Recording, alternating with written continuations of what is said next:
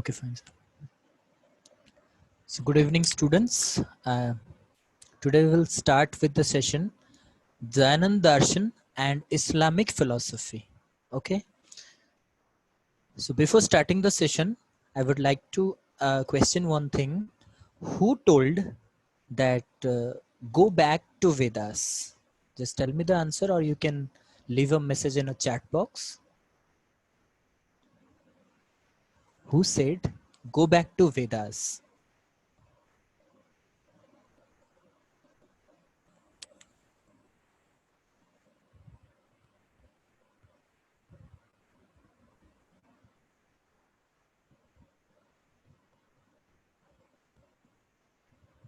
Yes, anyone? Very good, Deepika. Yes, from Priti.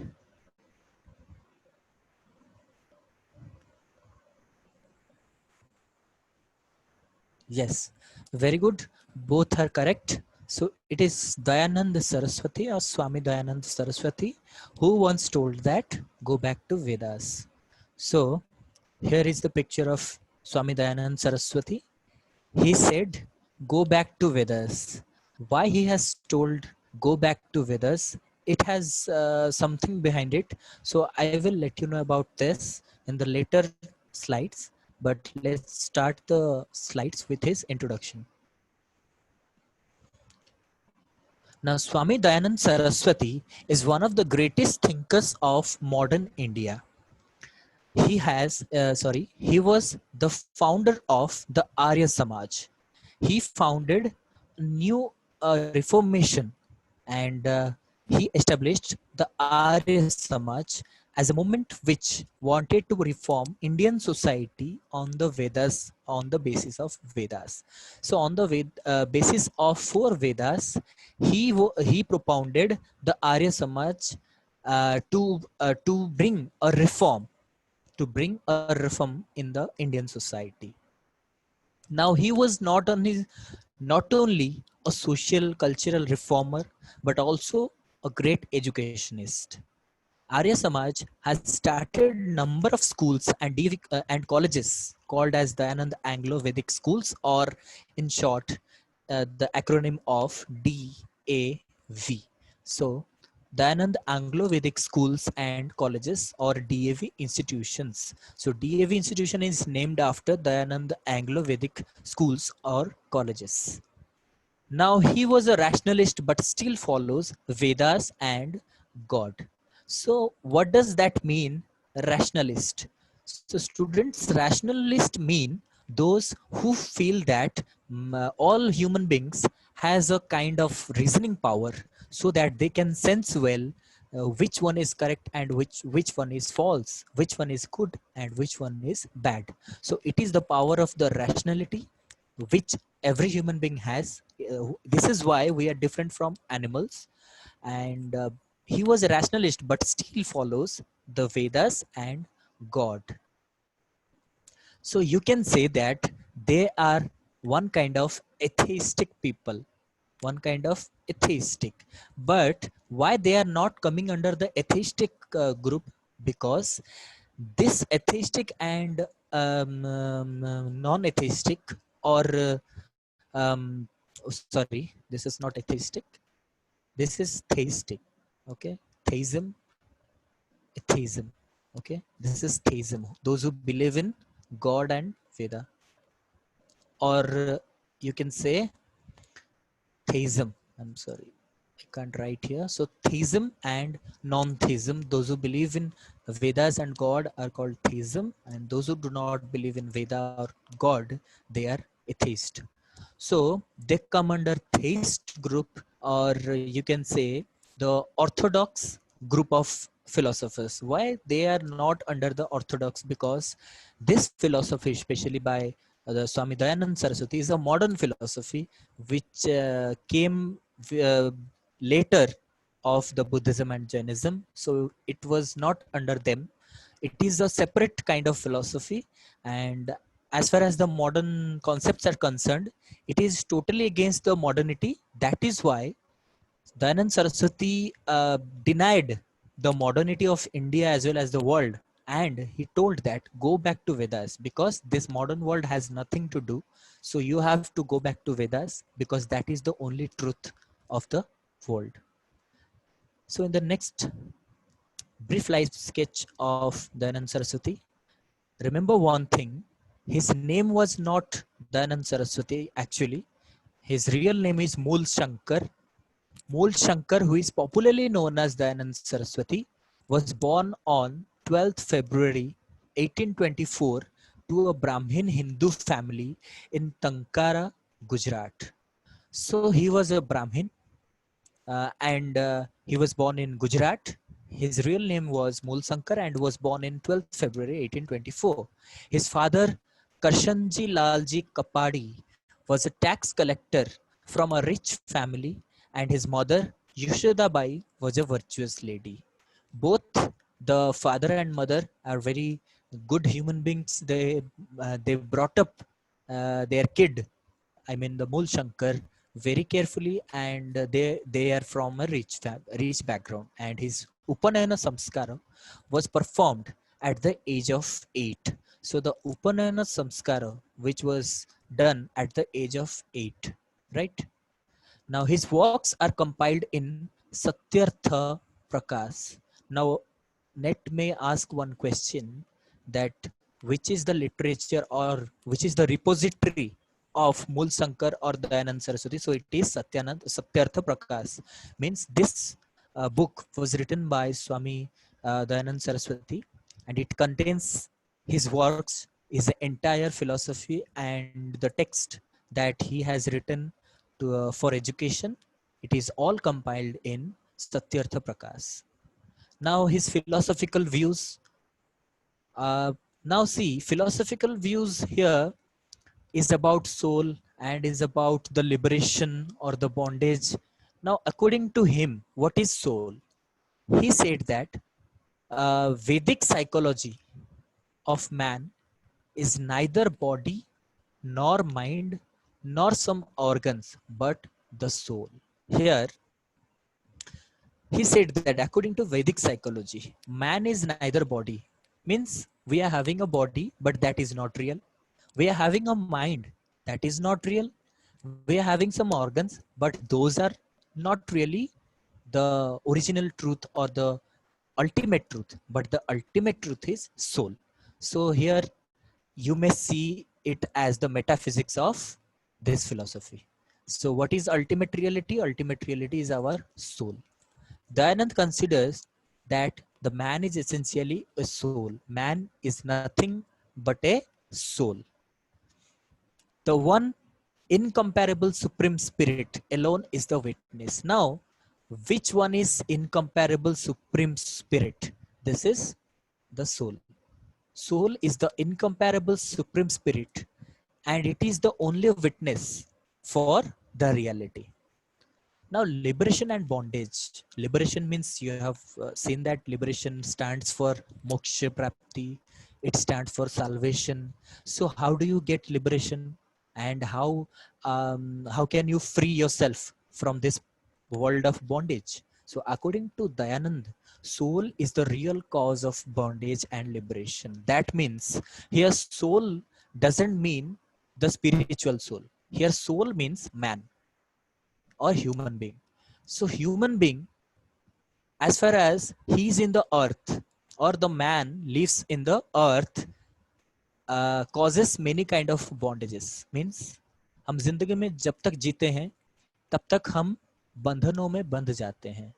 And liberation मतलब उसका जो soul होता है वही कॉज होता है बॉन्डेज का और वही कॉज होता है लिबरेशन का. मतलब कि ये दोनों काम, बॉन्डेज भी यही देता है और लिबरेशन भी यही देता है. अंतर सिर्फ इतना है कि अगर हम रियलिटी को नहीं ढूंढ सकते हैं, अपने अंदर का आदमी नहीं जागा, तो फिर आप बॉन्डेज में फंस जाते हो.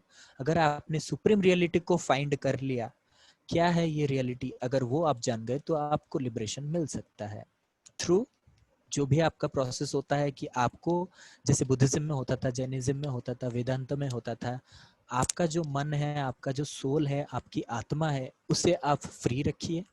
किसी भी प्रकार के नेगेटिव थॉट्स आपके दिमाग में नहीं आने चाहिए। आपको एक डिसिप्लिन लाइफ जीना है, और उसी जो आपके अंदर जो शुद्धता होगी, प्यूरिटी होगी, वही आपको लिबरेशन दिलाएगा। फिर आता है the practice of yoga study and tuition or instruction of others, and the advancement of knowledge by righteous efforts, the employability of best means towards the accomplishment of one's object, the regulation of one's conduct in the strict accordance. अच्छा, ये इतना लंबा sentence का मतलब सिर्फ एक ही है कि आपको क्या करना है इसको पाने के लिए, मतलब लिबरेशन को पाने के लिए आपको प्रैक्टिस करना होगा योगा, योगा को पढ़ना भी होगा, उसके बाद ट्यूशन लेना होगा, मतलब कि आपको इंस्ट्रक्टर कोई चाहिए जो कि इंस्ट्रक्ट करेंगे आपको, इंस्ट्रक्शन लेना पड़ेगा दूसरों से, जो कि क्या होंगे, एडवांसमेंट ऑफ नॉलेज, जो कि जिनके पास नॉलेज होगा, एडवांस नॉलेज आपको लेना पड़ेगा बाय राइटियस एफर्ट्स। आपके जो एफर्ट्स हैं आपको, मतलब वो हासिल करने के लिए कुछ एफर्ट्स खुद से डालने पड़ेंगे। The employment of best means, best means मतलब होता है सबसे सही तरीका से आपको सबसे सही तरीका आपको आजमाने होंगे towards the accomplishment of one's object. आपको जो चाहिए या फिर आपको लिबरेशन चाहिए तो ये आपका ऑब्जेक्ट है, ऑब्जेक्टिव है। इसको पाने के लिए आपको सही तरीके से ये सारे चीज करने पड़ेंगे। And the regulation of one's conduct in strict accordance, आपको स्ट्रिक्ट रूल्स फॉलो करने पड़ेंगे, तभी जाकर के आपको लिबरेशन मिल सकता है। फिर आता है 5 courses which are very important. ये बार बार पूछे गए हैं, मतलब कि स्टार्टिंग फ्रॉम 2016 अगर आप देखें तो उसमें एक क्वेश्चन था, द फिजिकल सिस्टम। यहाँ पे जो फिजिकल सिस्टम है इसे बोला जाता है अन्नमय कोशो। ये तो आपने सुना ही होगा, 5 कोश होते हैं हमारे। ये पांचों कोश में से कोई भी सवाल आपके बन सकते हैं। So 5 courses as the media of soul's knowledge. जो हमारी आत्मा है उसको नॉलेज कैसे मिलता है, उसे 5 प्रकार के कोशों में से नॉलेज मिलता है। फर्स्ट इज फिजिकल सिस्टम और अन्नमय कोश। It comprises all the tissues and fluids of the body from bone to skin. It is the gross physical body. इसका मतलब ये है कि हमारे बॉडी के अंदर, हमारे तन के अंदर जो भी फ्लूइड है, बोन है, हमारे हड्डियां हैं, हमारे चमड़े हैं, ये सारे को मिला देते हैं तो फिजिकल सिस्टम बन जाता है।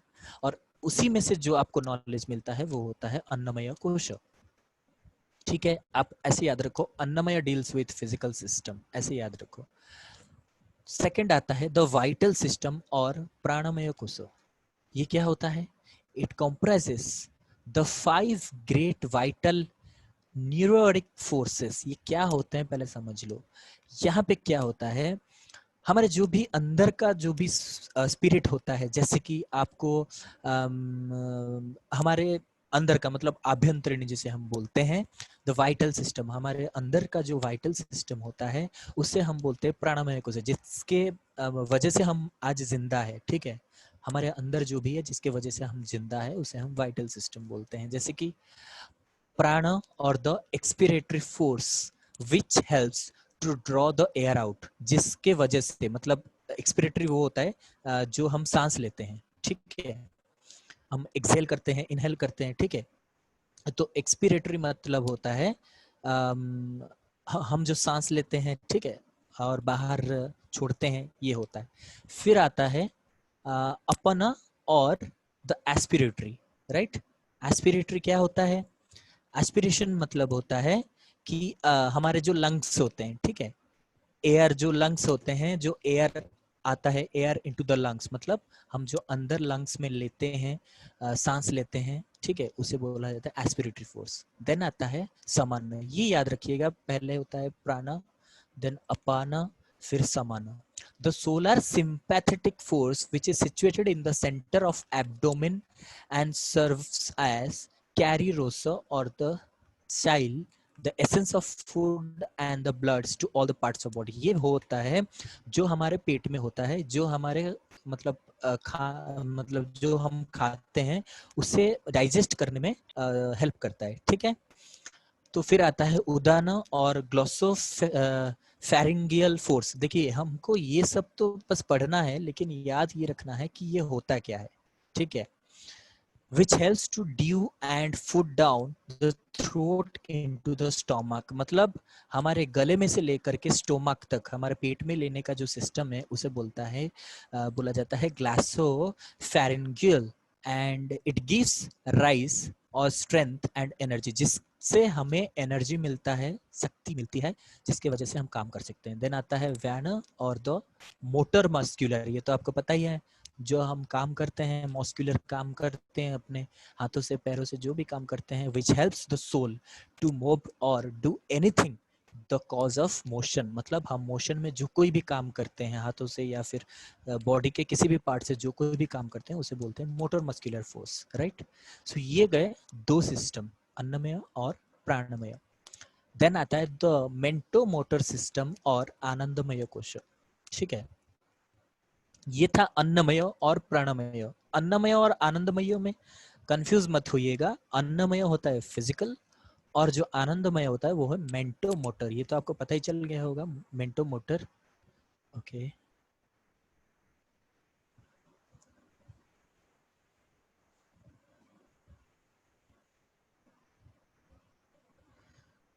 ओके।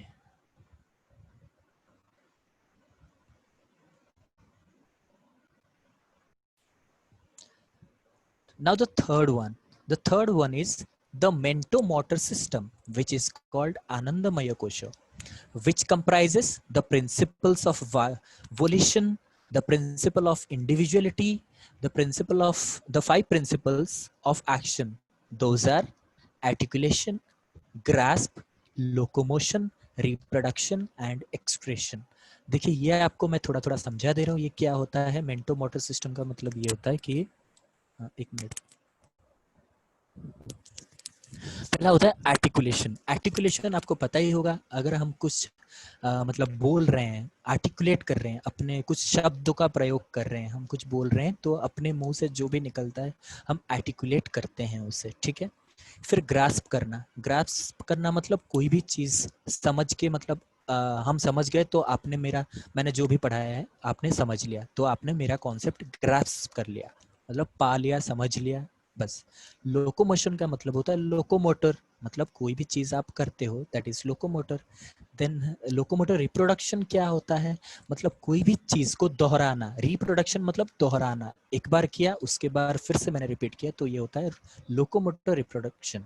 फिर आता है एक्सक्रीशन, एक्सक्रीशन मतलब त्याग देना, जो भी हम त्याग देते हैं। तो इसमें ज्यादा कुछ याद नहीं रखना है, बस आपको ये याद रखना है, इसे मेंटो मोटर सिस्टम बोला जाता है। ये आनंदमय कोश से जुड़ा हुआ होता है और इसका जो भी प्रोसेस है ये इससे जुड़ा होता है, आर्टिकुलेशन, ग्रास्प, लोकोमोशन, रिप्रोडक्शन और एक्सक्रीशन, बस इतना ही।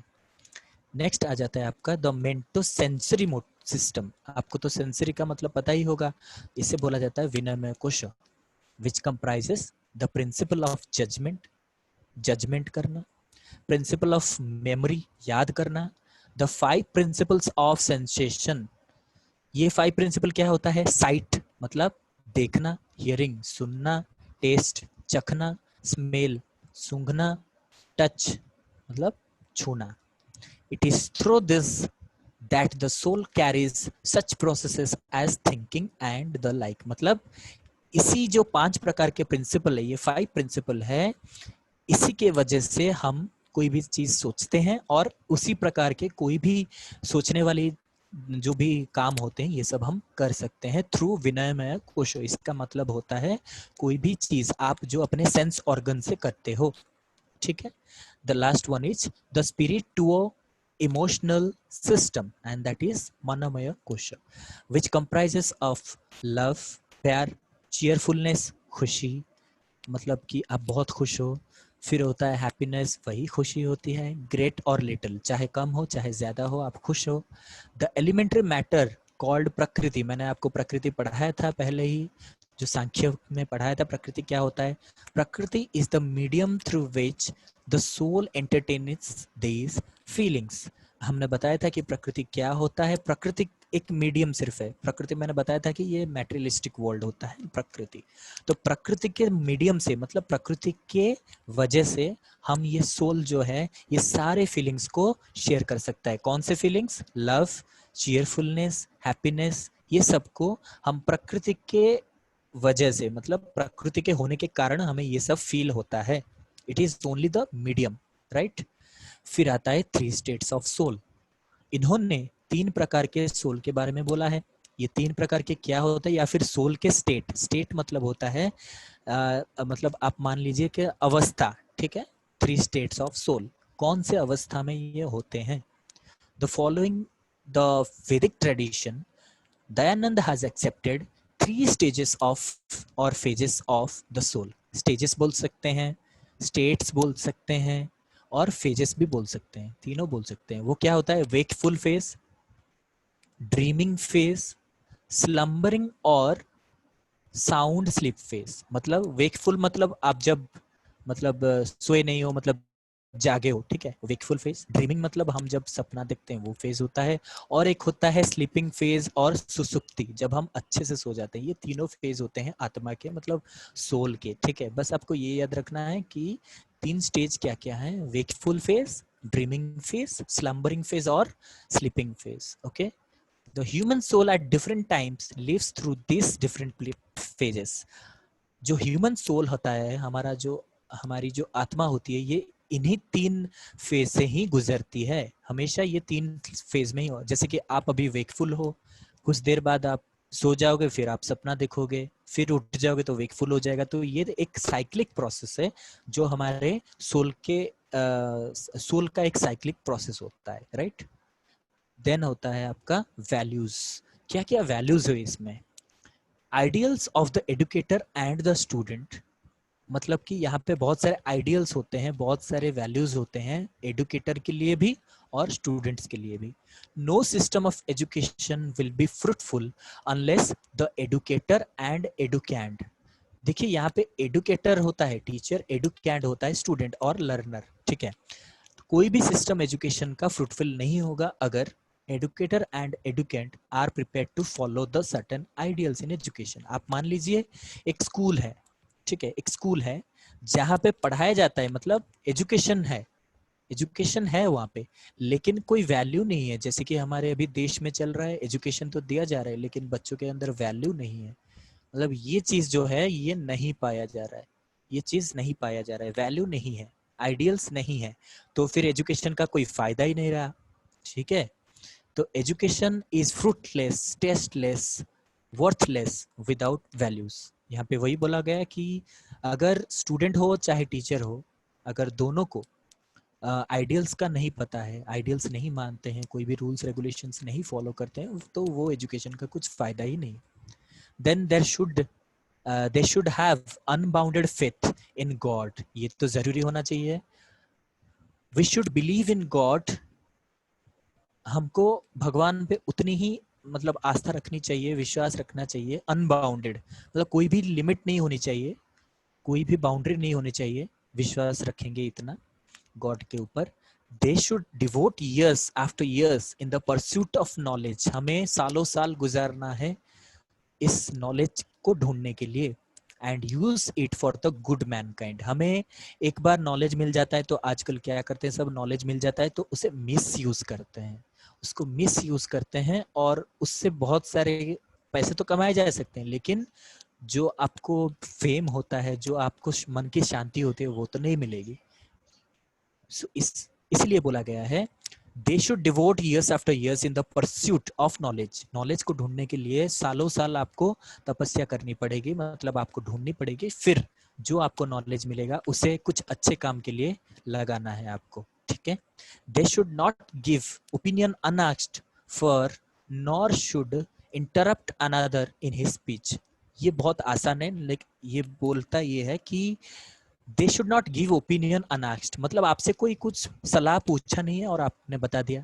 आपको मैं नहीं पूछूंगा कि मुझे बताइए कि आगे मैं मतलब क्या पढ़ाऊंगा, मैं कैसे डेवलप कर सकता हूँ अपना जो टीचिंग, कैसे डेवलप कर सकता हूँ. मैंने पूछा तभी आप बताए, ये सही है. अगर मैंने नहीं पूछा और आप खुद से बोल रहे हो तो ये गलत है. आपको ये नहीं करना है. Nor should interrupt another in his speech. जब कोई बोल रहा है उसके बीच में मत बोला करिए, क्योंकि उसका जो फीलिंग है वो जाहिर कर रहा है. उसके बाद आप अपना जो स्पीच है, अपना जो पर्सनल ओपिनियन वो आप रख सकते हो, उसके बीच में मत बोलना. Okay. Now comes aims of education according to Dayananda Darshan. So aims of education according to Indian tradition is imparting vidya. ये सभी का होता है, इसलिए मैंने छोटा करके इसको लिख दिया है, पॉइंट वाइज नहीं लिखा, क्योंकि सबका कॉमन ही होता है, imparting vidya और imparting knowledge. ठीक है. Imparting knowledge is the basic aim of education, which is real knowledge. Dayanand considers that true education removes ignorance. ये सब में कॉमन है, देखिए ये सब में कॉमन है, स्पेशली इंडियन फिलोसफी में मतलब ये बोलता है कि एजुकेशन वो होता है जो अंधकार रूपक अज्ञान है, अज्ञान रूपक अंधकार उसे दूर करता है, and increases knowledge and spiritual values like religiosity and self control. ये हमें दो चीज सिखाता है सबसे ज्यादा, सेल्फ कंट्रोल, अपने ऊपर एक कंट्रोल, और स्पिरिचुअल वैल्यू सिखाता है. मैं ये जो है ये मॉडर्न वैल्यूज की बात कर रहा है, जो भी हम स्पिरिचुअल वैल्यू, रिलीजियस एक्टिविटी या फिर रिलीजियसिटी और सेल्फ कंट्रोल को सिखाता है आपको. देन आता है according to Dayanand education, it has 5 characteristics. ये आपको याद रखने हैं.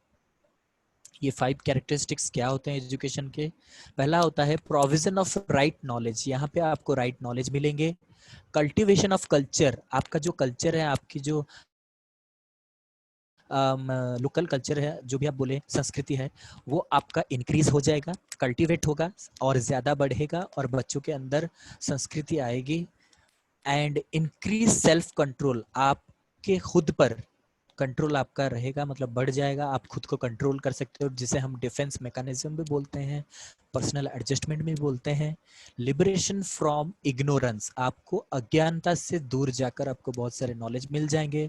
सच education is for the welfare in this world, और जो भी आपको नॉलेज मिलेंगे ये सब आपको वेलफेयर के लिए लगाना है, मतलब जनहित में लगाना है आपको.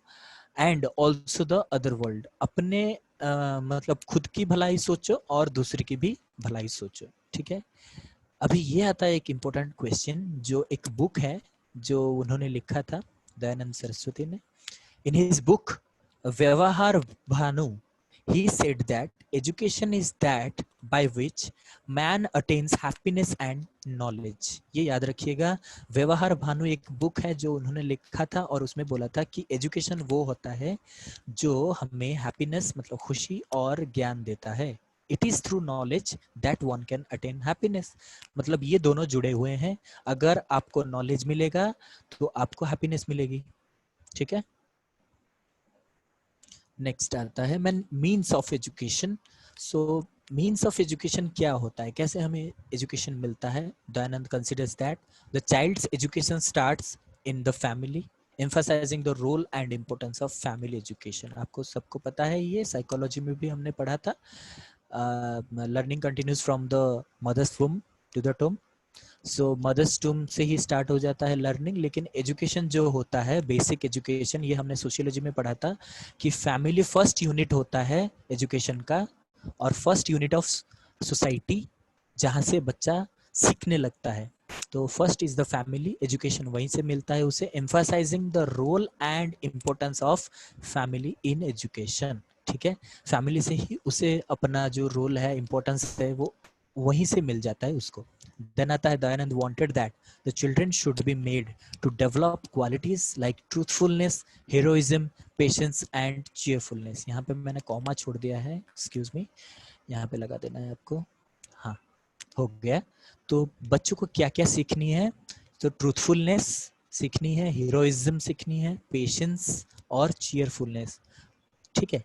ये चारों जो है इन्हें सीखना है उन्हें.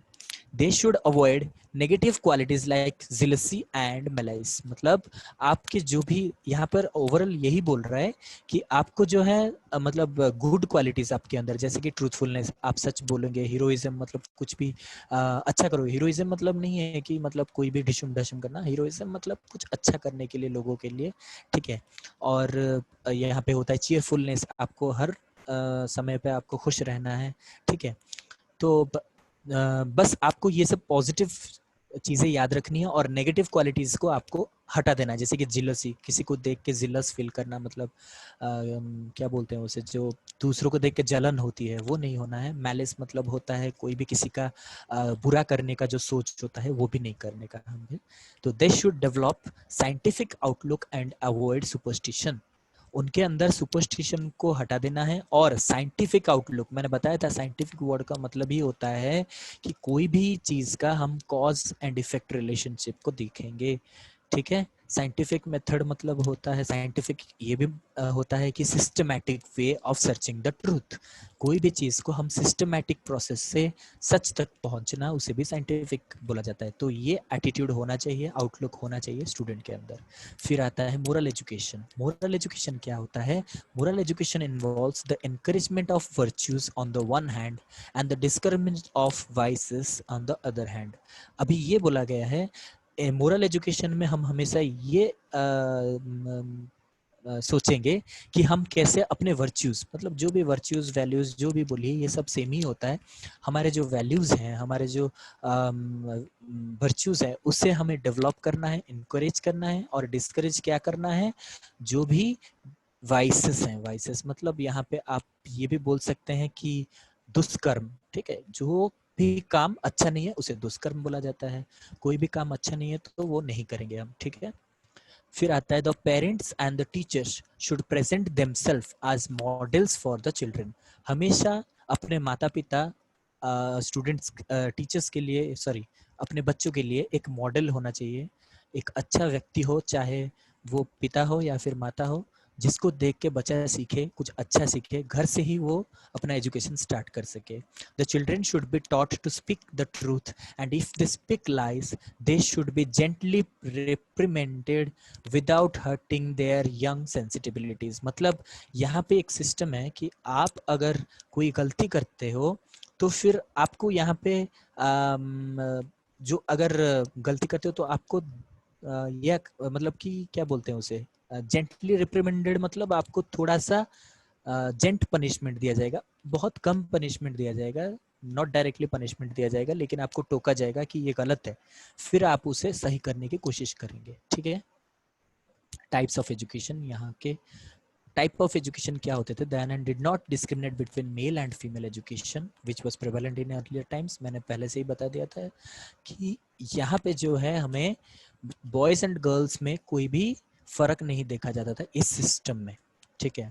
He pointed out that if the ladies are not allowed to go through the Vedas, then how they can able to participate in the yajnas and pronounce the mantras. आपको तो पता ही होगा कि बहुत सारे ऐसे यज्ञ हैं, मैं तो ऐसे बहुत सारे हैं जो कि मैं नाम नहीं बोलूंगा, अभी बहुत सारे हैं यज्ञ जिसमें धर्म पत्नी को बैठना होता है यज्ञ में, ठीक है। धर्म पत्नी को बैठना होता है, ये बोल रहे हैं, मतलब दयानंद सरस्वती बोल रहे हैं, अगर लेडीज, मतलब चाहे आप औरत की बात करें चाहे आप लड़की की बात करें, अगर वो वेदास नहीं पढ़ेंगे, नहीं सीखेंगे, तो कैसे वो यज्ञ में और मंत्रस में पार्टिसिपेट कैसे करेंगे। So it is also necessary to teach और to let them learn, let the womens learn about the Vedas. Then medium of education क्या होता था? In ancient Indian tradition Dayananda favoured mother tongue and Sanskrit specially as the medium of education. अपना local language या फिर mother tongue जो भी आप बोलिए वो होता था मदर, मतलब कि आपका मीडियम ऑफ एजुकेशन, और संस्कृत था आपका medium of education. Strongly pleaded the cause of Sanskrit as the medium of all higher education. Higher education के लिए उन्होंने रिकमेंड किया था संस्कृत।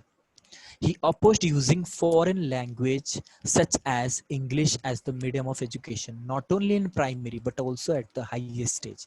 English को वो पूरा अपोज करते थे, क्योंकि ये बोलते थे कि इंग्लिश जो है वो वेस्टर्न है, वो हमारा नहीं है। तो हम अपनी जो कल्चर है, अपना जो संस्कृति है, उसे हम आगे बढ़ाएंगे, तभी जाकर हमारा देश कुछ सीखेगा। तो अपने पैरों पे खड़ा होना सीखेंगे हम लोग, तो हमारे बच्चों को हम अपना कल्चर सिखाएंगे, ना कि वेस्टर्न कल्चर। इसलिए उन्होंने बोला था फॉरेन कल्चर यूज नहीं किया जाएगा, प्राइमरी में भी नहीं और हाईएस्ट मतलब हायर सेकेंडरी में भी नहीं। He considers using a foreign language as medium of instruction seriously hampers original and creative thinking. ये सही बात है, जैसे कि आप हिंदी बोल रहे हो, मतलब आप दिल्ली से हो या फिर अगर आप कोई हिंदी स्पीकिंग कंट्री से मतलब स्टेट से हो, तो आप जितना अच्छा हिंदी में एक्सप्रेस कर सकते हो उतना अच्छा आप शायद इंग्लिश में ना कर पाए, क्योंकि हमारी जो लोकल लैंग्वेज है उसमें हम ज़्यादा कंफर्टेबल होते हैं और ज़्यादा क्रिएटिव हो सकते हैं rather than the western language such as English. तो करिकुलम क्या होगा? In his scheme of education, Dayanand prescribed almost similar type of education for males and female. हाँ, ये होता था, थोड़ा सा डिफरेंट होता था, मेल और फीमेल में थोड़ा सा अंतर होता था करिकुलम में, लेकिन ज्यादा नहीं, बहुत सिमिलर होता था दोनों का. Beside a general curriculum for educand from the four varnas, special studies for each varna was there. देखिए यहाँ पे होता था, जनरल करिकुलम होता था सबके लिए, कोर पेपर जिसे हम बोलते हैं ना, कोर पेपर होता था सबके लिए, लेकिन वर्णास मतलब हमारे जो 4 वर्णास हैं, जैसे कि ब्राह्मण, क्षत्रिय, वैश्य, शूद्र, इन लोगों के लिए अलग अलग से पढ़ाई होती थी. कुछ कुछ जैसे हमने पेपर 1 में सबके लिए पेपर कॉमन है, उसके बाद पेपर 2 में सबके लिए अलग अलग है सब्जेक्ट वाइज, वैसे ही एक कॉमन पेपर होता था, जनरल करिकुलम होता था, उसके बाद ईच वर्ण के लिए अलग अलग से करिकुलम होते थे. फिर टीचिंग मेथड क्या था? The teaching method should be memory based and have a sound logic. ये टोटली रोट मेमोरी पे बेस करता था. Memory based, rote memory, mug up, जो भी आप बोल लीजिए, रोट मेमोरी बोलिए सही रहेगा, मेमोरी बेस्ड कहिए सही रहेगा, मगअप करना ठीक रहेगा, ठीक है. And that must have a sound logic. कुछ लॉजिक होना चाहिए, वो भी सही लॉजिक होना चाहिए जो भी आप पढ़ा रहे हो. The student must avoid hindrances such as company of wicked people, dishonesty. जो बच्चा पढ़ रहा है उसको कोई भी बाधा, जैसे कि विकेड पीपल मतलब कोई भी गंदा इंसान बोलिए या फिर असाधु बोलिए, जो भी बोलिए, उनसे दूर रहना है. और डिसऑनेस्टी मतलब कोई डिसऑनेस्टी जैसा काम, मतलब असाधु काम कुछ भी नहीं करना है, इन सब से उसे दूर रहना है. रोल ऑफ टीचर आपको पता ही है क्या होना है इसमें. यहाँ पर तो टीचर को बहुत इंपॉर्टेंस दिया गया है. Teacher must have a good character as well as learned person who devote themselves to their task. यहाँ पे जो टीचर होगा वो एक बहुत अच्छा कैरेक्टर का पर्सन होना चाहिए और लर्नेड होना चाहिए, उसको सभी चीज़ों की ज्ञान होनी चाहिए और वो खुद को डिवोट कर दे अपने काम के लिए, जैसे कि बच्चों का डेवलपमेंट के लिए. तो यहाँ पे आ जाता है ना, गुड कैरेक्टर होना चाहिए, लर्नड होना चाहिए, डिवोट होना चाहिए, right. There has to be close relation between the teacher and student. यहाँ पे ज्यादा दूरी नहीं रहेगी, बहुत क्लोज रिलेशन रहेगा इन दोनों का. मतलब टीचर स्टूडेंट में जो गैप होना चाहिए, टीचर और लर्नर में जो गैप होना चाहिए वो रहेगा, लेकिन क्लोजनेस भी रहेगी, ताकि वो अपना जो डाउट है, जो अपना जो कुछ पूछना चाहे तो वो अच्छे से पूछ सके, बयां कर सके, ठीक है. अभी role of learner, they are the free learner, मतलब उन्हें फ्री कर दिया जाता है, आप जैसे चाहो पढ़ सकते हो, एज दे विश, जैसे चाहे पढ़ सकते हैं. They must follow the rules those are laid by the authority for maintaining discipline. Discipline के लिए उन्हें जो भी रूल्स दिए गए हैं उन्हें फॉलो करने पड़ेंगे. Dayanand was a strict, discipline के बारे में ये बोला है, he was a strict disciplinary and believes in taking strong action against teachers pupils who breaks the rule. यहाँ पे वो बहुत डिसिप्लिनरी आदमी थे, तो ये बोलते थे अगर कोई टीचर हो चाहे वो स्टूडेंट हो, अगर वो रूल ब्रेक करता है, रूल तोड़ता है, तो दोनों के लिए पनिशमेंट सेम होगी. तो यहाँ पे बहुत डिसिप्लिन मेंटेन किया जाता है. सो यहाँ तक सबको समझ में आ गया? Yes sir. अब अभी आवाज ठीक से आ रही है? Yes sir. Okay. It is pretty, yes. So we will move on to the Islamic. Today we are completing this first bullet. So we will be quite faster, right? So Islamic philosophy, ये आपको बहुत अच्छे से पता है, बस हम थोड़ा इसको एनालाइज करेंगे कि ये कैसे सबसे डिफरेंट है. थोड़ा सा आप बस ये याद रखिए कि ये भी उसी 7th सेंचुरी एडी का ही है, लेकिन कैसे ये सबसे थोड़ा अलग था, ये आपको याद रखने हैं. आपको पता ही है सारे जो है रिलीजन इस्लाम को छोड़ के सारे कुछ हिंदू रिलीजन से जुड़े हुए हैं, गॉड से जुड़े हुए हैं, वेद से जुड़े हुए हैं, लेकिन ये उसमें से थोड़ा अलग है. तो आपको इसमें ध्यान रखने हैं. Introduction. The origin of Islam as a new religion emerged in the 7th century AD when Prophet Muhammad preached it. Prophet Muhammad जो थे, ये इनके ये लोग ये प्रीच करते थे, मतलब प्रचार करते थे ये धर्म को, इस्लाम धर्म को प्रचार कर रहे थे 7th century AD में.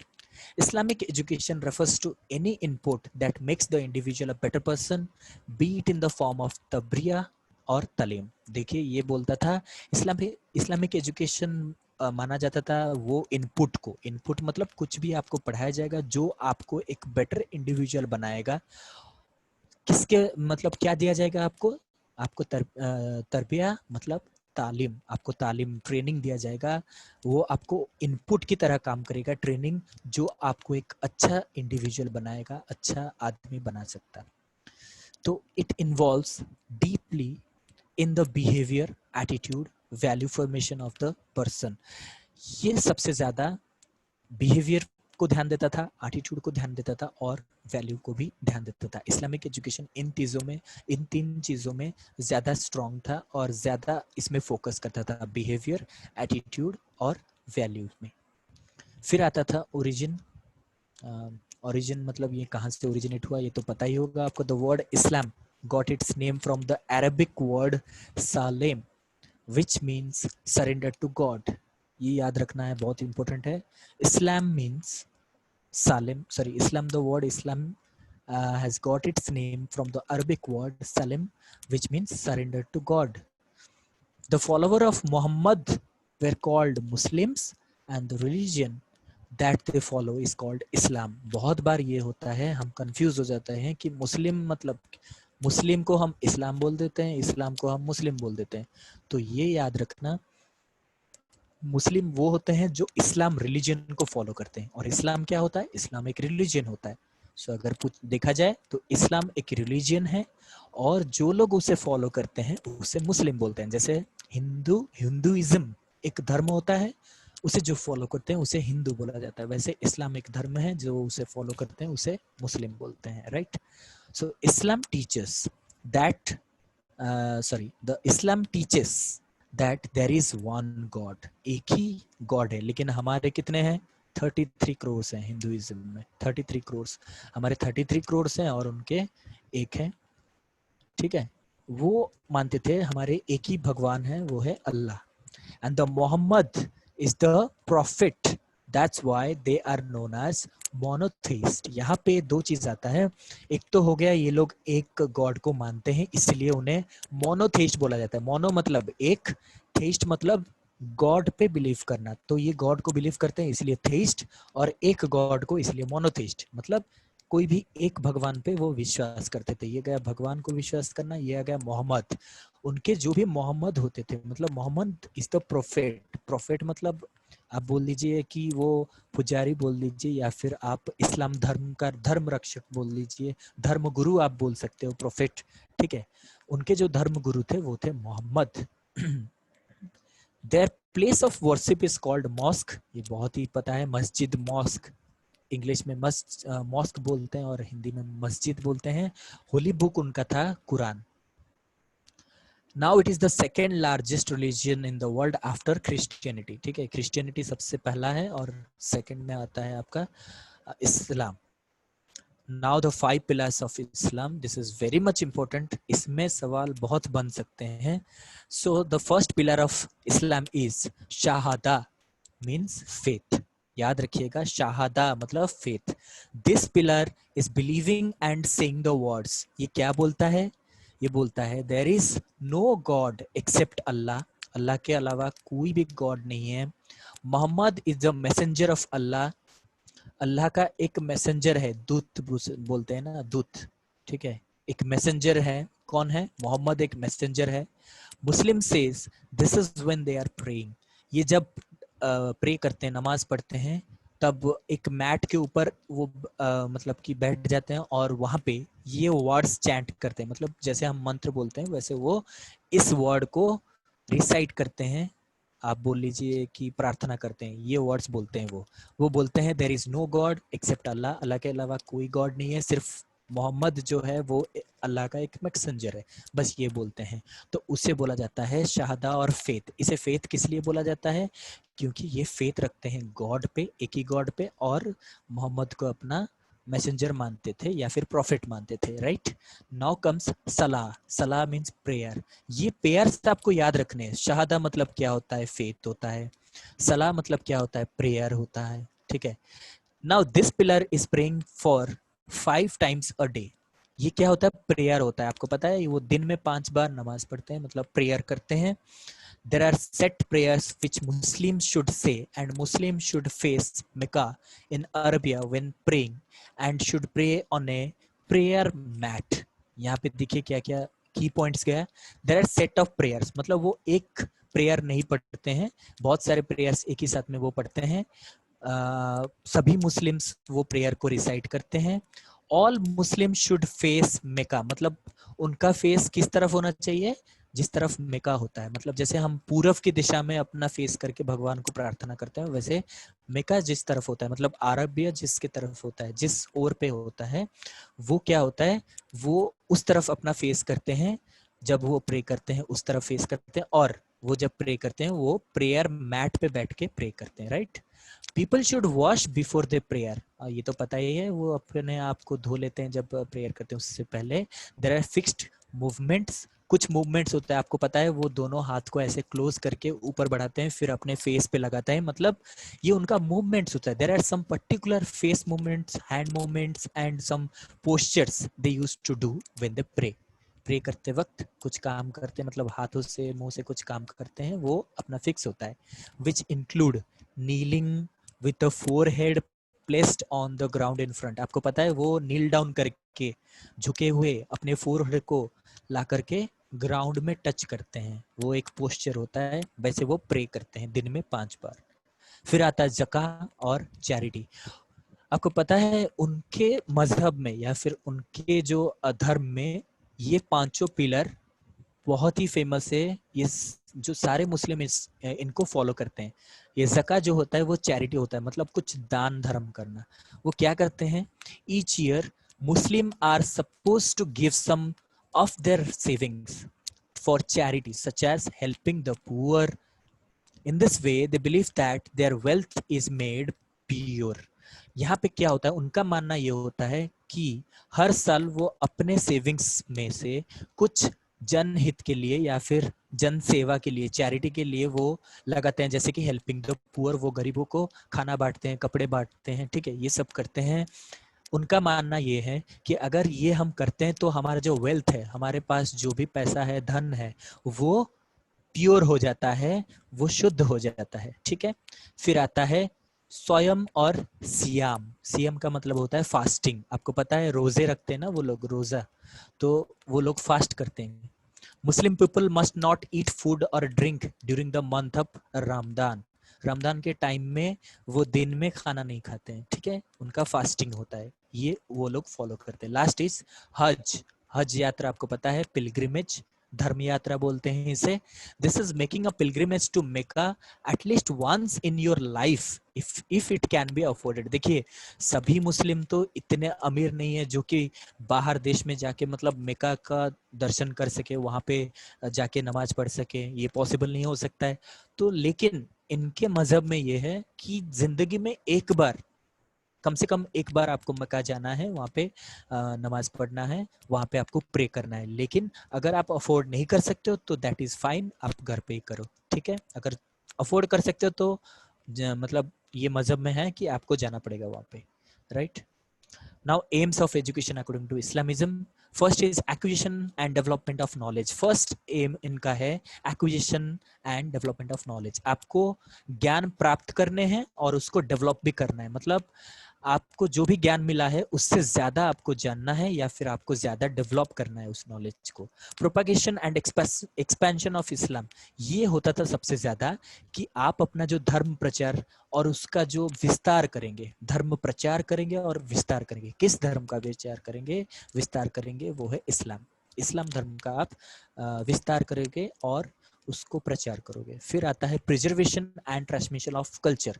ये जो इस्लाम धर्म है इसमें बहुत सारे कल्चर्स हैं, उसको आप प्रिजर्व करोगे और ट्रांसमिट करोगे, मतलब आप खुद उसको मानोगे और अपने बच्चों को भी सिखाओगे ताकि वो अपने बच्चों को सिखा सके। ये ट्रांसमिट करते हैं, they preserve it for their own and they transmit it to the younger generations or the forthcoming generations. Then moral development सबसे ज्यादा इंपॉर्टेंट होता था इसमें। मोरल डेवलपमेंट, उन्हें बहुत सारे मोरल सिखाए जाते हैं, वैल्यूज सिखाए जाते हैं, वर्च्यूज सिखाए जाते हैं। Formation of a good character, ये तो मोरल में बस आपको जो वर्च्यूज हैं, मोरल्स ऐसे सिखाए जाएंगे, लेकिन अगर आप वो सारे मोरल्स को फॉलो करते हैं तो आपके अंदर एक गुड कैरेक्टर फॉर्मेशन हो जाएगा। ये सब एम्स होते हैं एजुकेशन के। डेवलप स्पिरिचुअल नॉलेज, स्पिरिचुअल मतलब आपके जो कुरान पढ़े होंगे उसमें से जो कोई भी ज्ञान मिला होगा वो स्पिरिचुअल नॉलेज होगा। अल्लाह के बारे में जो आप जाने होंगे वो आपका स्पिरिचुअल नॉलेज हो जाएगा, जिसको हमें डेवलप करना है।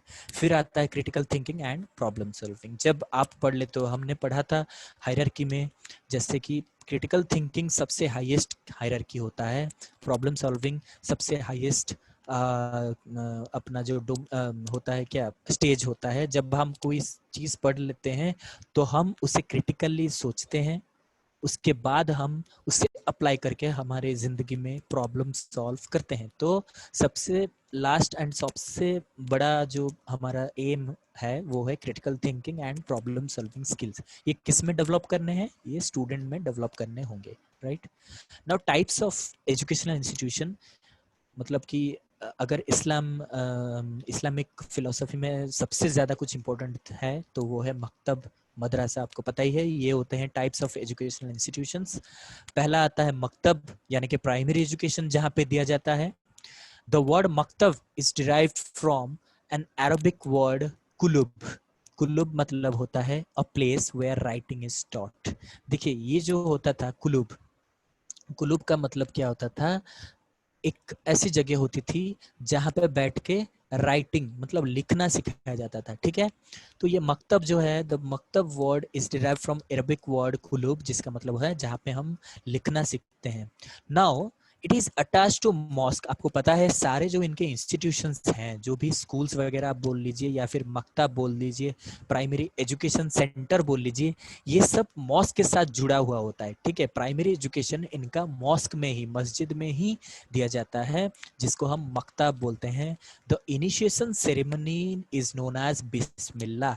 देखिए यहाँ पे बहुत सारे इनिशिएशन सेरेमनीज आ गए हैं, जैसे कि उपनयन, उसके बाद हमने बुद्धिज्म में भी पढ़ा, फिर हमने जैनिज्म में पढ़ा। तो यहाँ पे आपको याद रखने होंगे, Bismillah is the initiation ceremony in primary education as far as Islamic education और Islamic philosophy is concerned। तो इस्लामिक फिलोसफी में इनिशिएशन सेरेमनी को बिस्मिल्लाह सेरेमनी बोला जाता है, which was observed at the 4 years 4 months and 4 days of the child। मतलब जब बच्चा 4 साल 4 महीना और 4 दिन का हो जाता है तभी उसका इनिशिएशन सेरेमनी होता है। The old script of the alphabet was Persian. ये जो उनका कुरान है, ये जो स्क्रिप्ट लिखा गया है, लिपि, जो लिपि है उसमें जो लैंग्वेज है वो पर्सियन था पहले, ओल्ड वन पर्शियन और उर्दू था, सॉरी पर्सियन था, लेकिन उसके बाद उर्दू में कन्वर्ट किया गया है। Now 4 types of schools for the Muslim children. Muslim के लिए 4 प्रकार के स्कूल होते थे। Quran schools which attach to the mosque, Quran school mosque के साथ, मस्जिद के साथ जुड़ा हुआ था। पर्शियन स्कूल उन लोगों के लिए था वेयर पोएटिकल वर्क्स, मतलब जो गद्य या फिर पद लिखते हैं, ठीक है, राइटिंग्स लिखते हैं, उनके लिए था। Of the renowned writers of Islamic culture were taught, मतलब जहाँ पे आपको सिखा जाएगा कि कैसे आप पोएट्री लिख सकते हो, पद्य लिख सकते हो, ठीक है, ये सिखाया जाएगा पर्शियन स्कूल में। पर्शियन कुरान स्कूल, देखिए पर्शियन फिर कुरान दोनों को मिला दिया। पर्शियन कुरान स्कूल में क्या होगा? It combines both the characteristics, जैसे नाम को दोनों को मिला दिया पर्शियन और कुरान, वैसे कैरेक्टरिस्टिक्स भी दोनों रहेंगे। मतलब मॉस्क में पढ़ाया जाएगा कैसे पोएट्री लिखा जाएगा, ठीक है। Now the last one is Arabic schools which was for the adults. देखिए मॉस्क जो होता था, पर्शियन स्कूल, कुरान स्कूल, ये सब बच्चों के लिए होता था, लेकिन अडल्ट्स के लिए होता था अरबिक स्कूल, जहाँ पे अरबिक सिखाया जाता था। फिर आता था मदरसा, यहाँ पे हायर एजुकेशन सिखाया जाता था, मतलब ये हायर एजुकेशन इंस्टीट्यूशन है। The word madrasa derive from dars, दार्स मतलब होता है ए लेक्चर और ए लेसन, जहाँ पे लेक्चर या फिर आपको लेसन पढ़ाया जाता है। These madrasas are run by the state authority and private organisations. वो जो था पहला वाला, आपको पता ही होगा, ये जो था मकतब था, ये मॉस्क चलाता था, मतलब मस्जिद चलाता था। लेकिन जो मदरसा है, हायर एजुकेशन, उसको कौन चलाएगा? स्टेट अथॉरिटी, अपना जो राज्य सरकार है वो चलाएंगे, या फिर उस टाइम में तो राज्य सरकार नहीं थे, उस टाइम में थे राजा थे, तो वो किंगशिप में चलता था, राजा का जो अथॉरिटी है वो चलता था, या फिर प्राइवेट ऑर्गेनाइजेशन। अगर कोई खुद से, जैसे कि कोई बड़ा आदमी, अमीर आदमी अगर उसे चलाना चाहता है, मुस्लिम के भी बहुत बड़े बड़े मंत्री थे, बहुत बड़े बड़े लोग थे, बिजनेस पर्सन थे, अगर वो चाहते हैं तो उसे अडॉप्ट करके मदरसा चला सकते हैं। Hindus and the Muslims were allowed to study here. Remember one thing, this is the most important feature of madrasa. यहाँ पे both हिंदू और मुस्लिम को पढ़ने के लिए अलाउ किया जाता था। Every madrasa was managed by local management as they were not under the direct control of the state.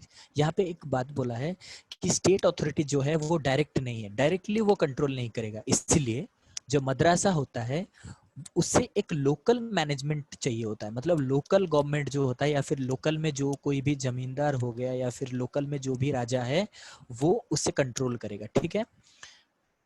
Such institutions are specially patronized and financed by the Muslim rulers.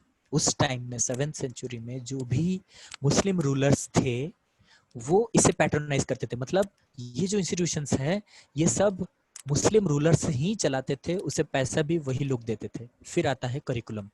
यहाँ पे दो प्रकार के आपने पढ़ लिया है कि एक होता है प्राइमरी एजुकेशन और एक होता है हायर एजुकेशन।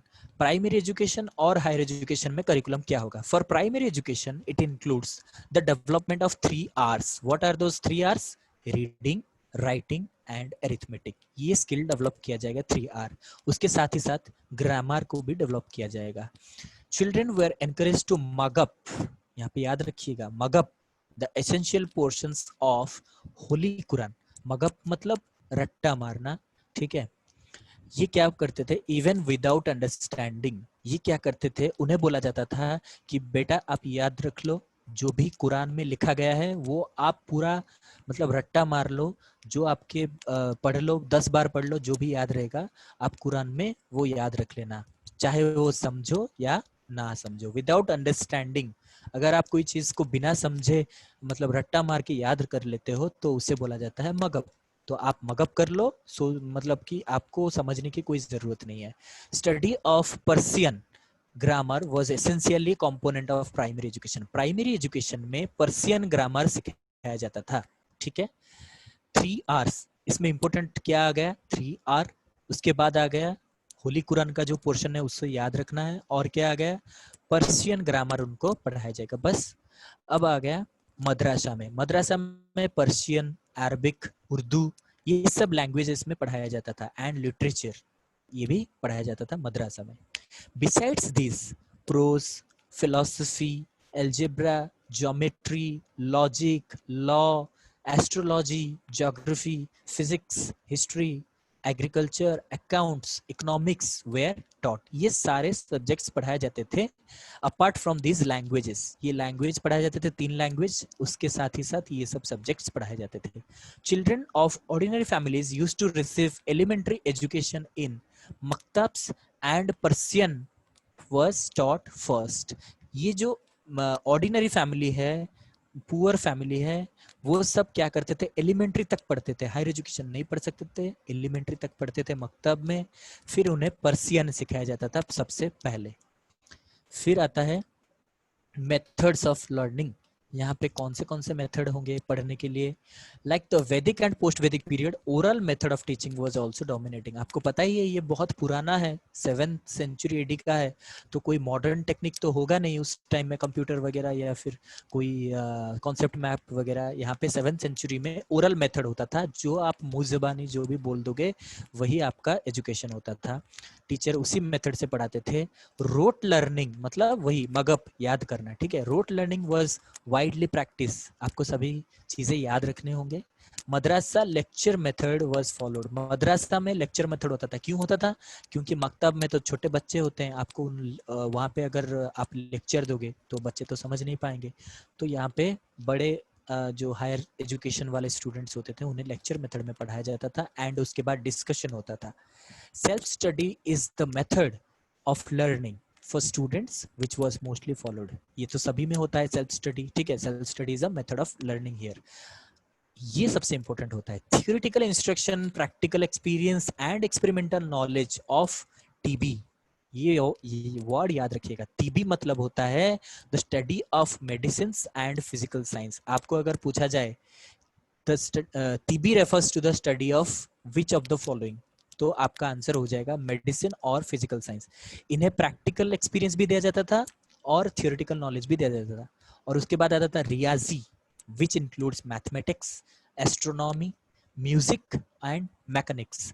ये याद रखना. टीबी मेडिसिन फिजिकल साइंस से डील करता है, रियाजी मैथमेटिक्स, एस्ट्रोनॉमी, म्यूजिक, मैकेनिक्स से डील करता है, और इलाही वो था theology and divine science. Theology होता क्या है? It is the study about the religions, right.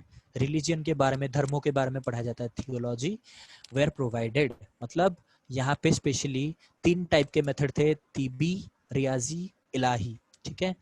इस तीनों में ये सारे सब्जेक्ट्स इंक्लूडेड होता था. Analytical inductive method were adopted for teaching subjects like logic, religion, philosophy, politics. ये जो 4 सब्जेक्ट्स हैं, ये 4 सब्जेक्ट्स पढ़ाने के लिए एनालिटिकल मतलब एनालाइज करते हैं, खुद से कुछ सोचते हैं, एनालाइज करते हैं, ये मेथड फॉलो किया जाता था. और इंडक्टिव आपको पता है, डिडक्टिव होता है ऐसे, general to specific, right. Deductive होता है जनरल टू स्पेसिफिक, और डिडक्टिव उल्टा, स्पेसिफिक टू जनरल, ठीक है. इंडक्टिव मेथड से पढ़ाया जाता है, मतलब छोटा कॉन्सेप्ट पढ़ाया जाएगा, उसके बाद आपको जनरल कॉन्सेप्ट, जैसे कि मैंने आपको पहले एबीसीडी पढ़ाना है, अल्फाबेट पढ़ाना है, उसके बाद आपको सेंटेंस फॉर्मेशन पढ़ाना है, फिर आपको बहुत सारे ग्रामर सिखाए जाएंगे. तो पहले आता है लेटर, फिर आता है फिर अल्फाबेट, उसके बाद आता है आपका वर्ड, उसके बाद आपका सेंटेंस, पैराग्राफ, देन आपका आता है एक बुक पढ़ लो या फिर कुछ भी पढ़ लो, ठीक है. तो ये होता था इंडक्टिव मेथड, जो कि लॉजिक, रिलीजियन, फिलोसफी, पॉलिटिक्स पढ़ाने के लिए इस्तेमाल होते थे. Then comes the role of teacher. यहाँ पे बच्चों याद रखना कि teacher in Islam is called mullah. यहाँ पे जो टीचर होते हैं उन्हें मुला बोला जाता है. They are man of character. उनका बहुत अच्छा कैरेक्टर होता था, हाई मोरालिटी, उनके अंदर बहुत सारे मोरालिटीज होते थे. Duty, discipline, devotion, moral conduct, humility etcetera were regarded as the essential qualities of teacher as well as student. यहाँ पे ये सारे जो गुण हैं, ड्यूटी होता था, डिसिप्लिन होता था, डिवोशन होता था, मोरल कंडक्ट, ह्यूमिलिटी, ये स्टूडेंट के लिए चाहिए और टीचर के लिए भी चाहिए. They give individual attention to each child so that all round development can be attained. मतलब कि यहाँ पे भी जो टीचर थे वो सभी बच्चों को पर्सनली अटेंशन देते थे, इंडिविजुअल अटेंशन देते थे, ताकि ऑल राउंड डेवलपमेंट को वो अचीव कर सके, right. Now role of learners. The learners live a simple and discipline life. यहाँ पे बहुत सिंपल लाइफ होता था, डिसिप्लिन लाइफ होता था. They devote themselves to the teachers. Teacher को वो लोग मानते थे गुरु के हिसाब से और डिवोट करते थे. नाउ डिसिप्लिन आपको पता ही है, most important discipline, most important learning is discipline also. So discipline is the most follow discipline in this philosophy, ठीक है. चलिए, हमारा तो अभी खत्म हो गया. जैसे कि आपने बोला था 2 खत्म करने के लिए, अभी मैंने खत्म कर दिया. एनी डाउट्स या फिर कुछ दिक्कतें आई समझने में?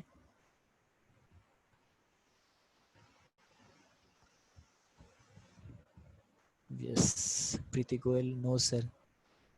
हाँ, लंबा लेक्चर था, लेकिन आपको समझ में आ गया ना, मतलब जैसे मैंने कीवर्ड्स आपको पढ़ाए, याद रखा, और जैसे मैंने आपको बताया कि क्या क्या आपके रिलेटेड है जो कि आ सकते हैं, और कुछ कुछ हैं जो कि इतना ज़रूरी नहीं है, उसको मैंने हटा दिया है, ठीक है. बस आपको कीवर्ड्स याद रखने हैं, राइट. चलते हैं एमसीक्यूज फटाफट से सर. चलिए, who is the founder of Islam? बहुत इजी सवाल है. मोहम्मद, अल्लाह, both A and B, or none of this?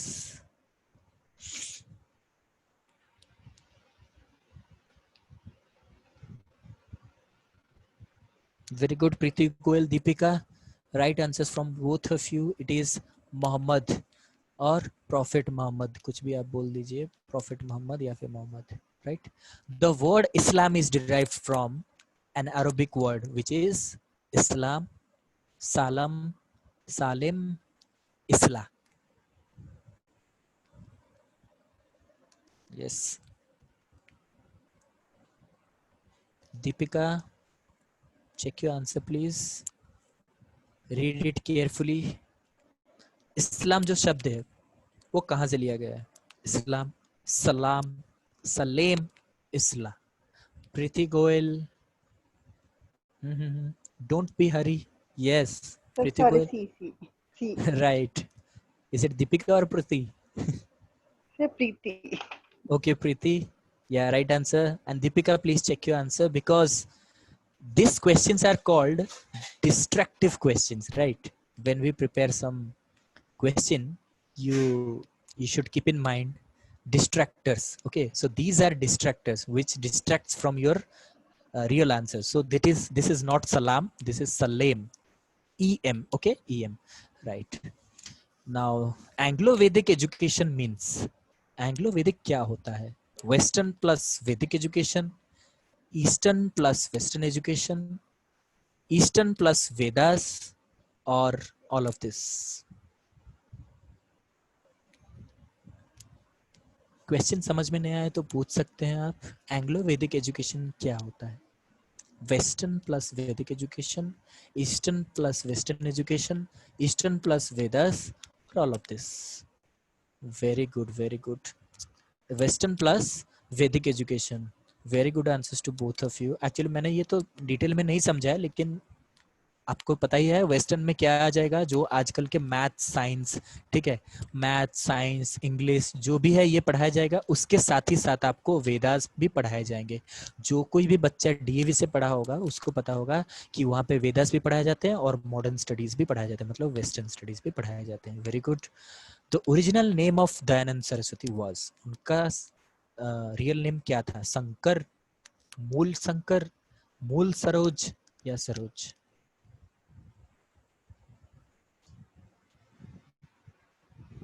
Yes, quick answers from Deepika and yes, Priti. Yeah, both are correct. It is Mool Sankar. His real name was Mool Sankar. Then he was renamed as Swami Dayanand Saraswati. Which among the following is not a kosha? Which is not a kosha? Okay, Anandamaya kosha, Annamaya kosha, Mahamaya kosha, Vinayamaya kosha. I'm giving you very simple questions. Just practice it. We will prepare some other question patterns and mock test for you. Priti Goel, Deepika, very good. But Deepika, please check your answers again. Anandamaya, Annamaya, Mahamaya, Vinayamaya. Check your answer. Yes, both are correct. It is C, because I've already told you don't get confused between Anandamaya or Annamaya Koso. So Mahamaya is not a kosha, right? Now, who said go back to Vedas? Muhammad, Gautam, Dayanand, none of this. Here Dayanand means Dayanand Saraswati. See, very good. Quick answers. So it is Dayanand Saraswati. Which of this institution comprises both Hindu and Muslim? Madrasa, Maktab, both of these, none of this. कहाँ पे हिंदू और मुस्लिम दोनों को पढ़ाया जाता था?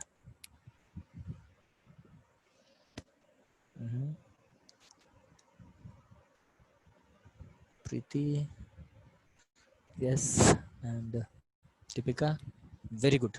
Both are correct. It is madrasa. Here, both Hindu and Muslim can study together. Which is not among the 5 pillars of Islam? Which is not among the 5 pillars of Islam? Whether it is Zakah, Hajj, Namaz, Salah. Zakah, Hajj, Namaz, Salah. इनमें से कौन सा नहीं है? Preeti Goel, very good, very quick answer. And from Deepika, yes, very good. Both are correct. So C will be the right answer. Namaz is not a pillar of Islam. Now, Bismillah is done at the age, the initiation program, which is Bismillah, is done at the age of 4 years, 4 weeks, 4 years, 4 months, 4 years, 4 months, 4 weeks, or 4 years, 4 months, 4 days.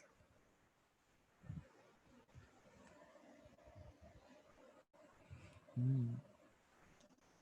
You have to remember the whole part. Yes, Priti. Very fine. Very fine. Deepika. Yes, very good. So both are correct. That means I'm quite fruitful. My study is quite fruitful. So 4 years, 4 months, 4 days is the age of Bismillah. Now the Muslim teacher at mosque is known as Mullah Allah Bismillah Qadar.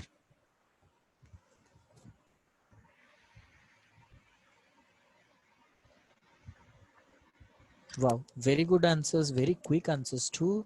So Muslim teacher at a mosque is always known as Mullah, right? So any other questions?